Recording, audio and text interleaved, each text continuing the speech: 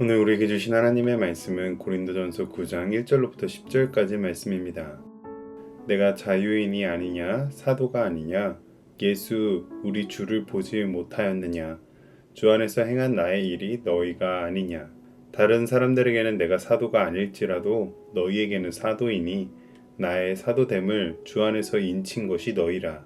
나를 비판하는 자들에게 변명할 것이 이것이니 우리가 먹고 마실 권리가 없겠느냐. 우리가 다른 사도들과 주의 형제들과 게바와 같이 믿음의 자매된 아내를 데리고 다닐 권리가 없겠느냐. 어찌하여 나와 바나바만 일하지 아니할 권리가 없겠느냐. 누가 자기 비용으로 군복무를 하겠느냐. 누가 포도를 심고 그 열매를 먹지 않겠느냐. 누가 양떼를 기르고 그 양떼의 젖을 먹지 않겠느냐. 내가 사람의 예대로 이것을 말하느냐. 율법도 이것을 말하지 아니하느냐. 모세의 율법에 곡식을 밟아 떠는 소에게 망을 씌우지 말라 기록하였으니 하나님께서 어찌 소들을 위하여 염려하심이냐. 오로지 우리를 위하여 말씀하심이 아니냐. 과연 우리를 위하여 기록된 것이니 밭 가는 자는 소망을 가지고 갈며 곡식 떠는 자는 함께 얻을 소망을 가지고 떠는 것이라. 아멘. 혹시 살아가면서 억울했던 적이 있으신가요? 우리가 깊은 억울함을 느낄 때는 단순히 일 때문이 아닙니다.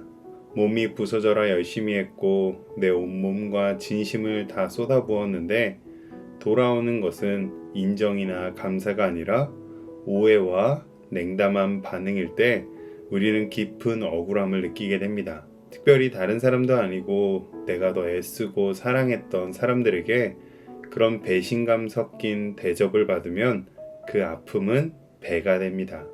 오늘 본문에 등장하는 사도 바울이 바로 정확히 그 자리에 서 있습니다.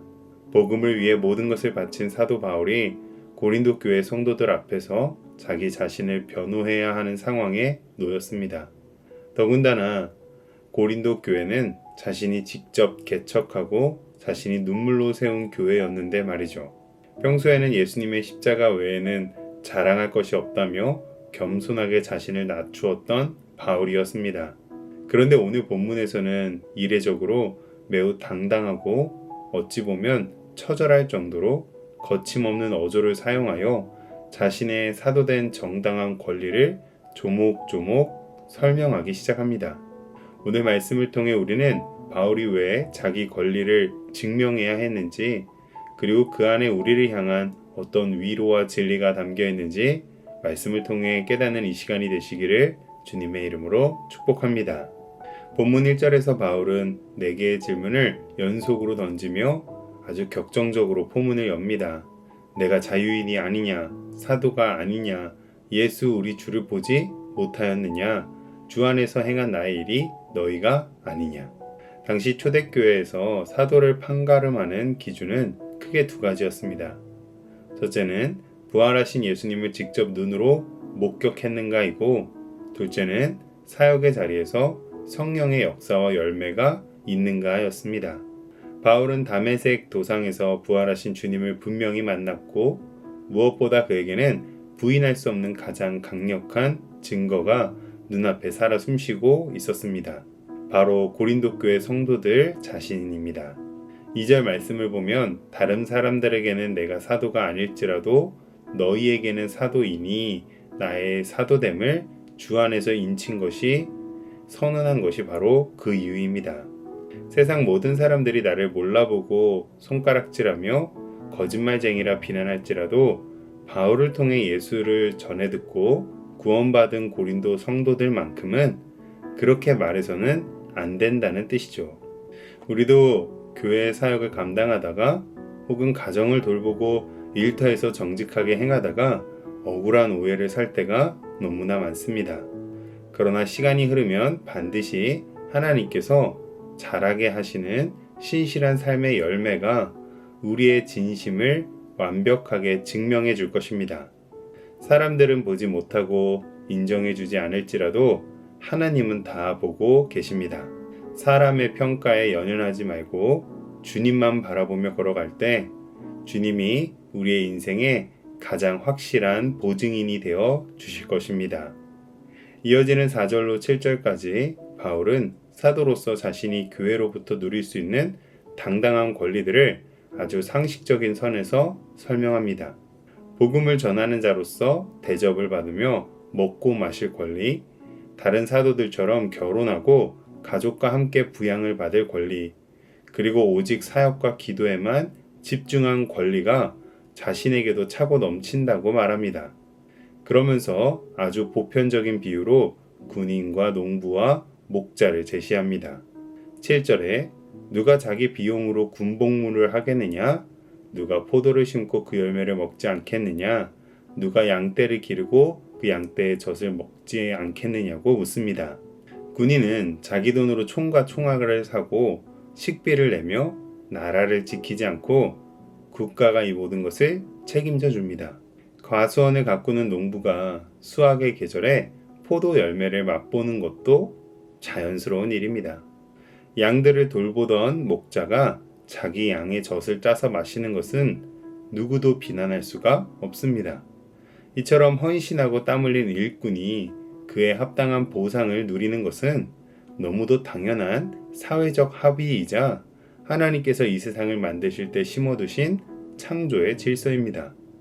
우리 하나님은 결코 주의 백성들에게 무조건적으로 희생하라거나 메마른 열정 페이만을 강요하시는 독재자가 아니십니다. 하나님의 나라와 교회를 위해 보이지 않는 곳에서 눈물 흘리며 힘쓰는 성도들의 모든 수고를 하나님께서는 그 권리로서 인정해 주시고 한 해 생명책에 다 계수하고 계십니다. 겉으로는 지금 당장 아무런 보상도 없고 세상이 알아주지 않는 것 같아 보여도 심은 대로 거두게 하시는 하나님의 공의로운 손길이 반드시 우리의 삶에 살아 역사하고 있음을 믿으시기를 주님의 이름으로 축복합니다. 앞서 비유로 설명한 통상적인 상식을 넘어 이제 바울은 자신의 권리에 대한 성경적인 정당성을 주장합니다. 9절에서 모세의 율법에 곡식을 밟아 떠는 소에게 망을 씌우지 말라고 기록하였으니 하나님께서 어찌 소들을 위하여 염려하심이냐라며 구약의 신명기의 율법을 그대로 인용했습니다. 이 말씀은 소가 타작마당에서 무거운 맷돌이나 방아를 온 종일 뱅글뱅글 돌리며 곡식을 떨 때 일하는 도중에 발밑에 사방으로 떨어지는 곡식 알갱이들은 소가 언제든지 주워 먹을 수 있도록 소의 입에 망을 씌우지 말라는 율법의 말씀입니다. 미련한 짐승이라 할지라도 죽도록 고생했으면 먹을 권리만큼은 하나님께서 배려하신다라는 세심한 자비입니다. 그러나 10절에서 바울은 이 법을 성경에 기록해 두신 진짜 목적이 하나님의 교회를 세우고 복음의 타작마당에서 땀 흘리는 사역자들과 성도들을 격려하시기 위한 것이라고 합니다. 사랑하는 여러분, 바로 이 구절이 오늘 우리에게 주시는 말씀인 줄로 믿습니다. 농부가 곡식을 얻기 위해 무거운 도구를 내려칠 때마다 온몸의 관절이 아파오게 됩니다. 그럼에도 불구하고 그 모진 노동의 고통을 버텨내게 하는 유일한 이유가 무엇일까요? 그것은 기어코 가을이 오면 밭에 황금빛 곡식이 풍성하게 채워질 것이라는 확실한 소망이 있기 때문입니다. 하나님께서는 그의 자녀들이 사역을 할 때 혹은 세상을 살아갈 때에 억지로 짓눌리며 절망 가운데 일하는 것을 원치 않으십니다. 마침내 채우시고 가장 좋은 것으로 약속대로 보상해 주실 하나님 아버지를 확실히 신뢰함으로 날마다 가슴 벅찬 소망 중에서 사명을 감당하기를 기뻐하십니다. 히브리서 11장 6절 말씀, 믿음이 없이는 하나님을 기쁘시게 하지 못하나니 하나님께 나아가는 자는 반드시 그가 계신 것과 또한 그가 자기를 찾는 자들에게 상 주시는 이심을 믿어야 할지니라. 아멘. 말씀을 맺겠습니다. 바울이 이토록 자신의 권리를 증명해야 했던 이유는 그의 자존심 때문도 물질적인 욕심 때문도 아니었습니다. 바울이 내게 이만큼 당당한 권리가 있다라고 밝힌 이유는 자신이 권리가 없어서 못 누리는 비참한 노예가 아니라 모든 것을 요구할 수 있는 하나님의 당당한 사도임을 증거하기 위함이었습니다.